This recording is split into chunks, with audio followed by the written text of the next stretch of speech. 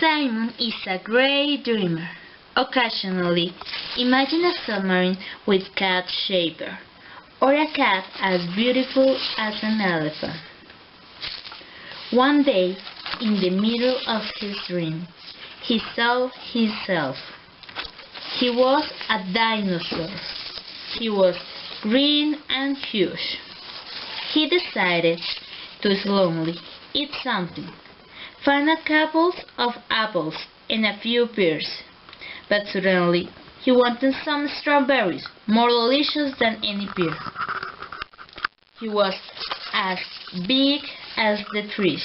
Everything was wonderful. Suddenly the ground began to shake.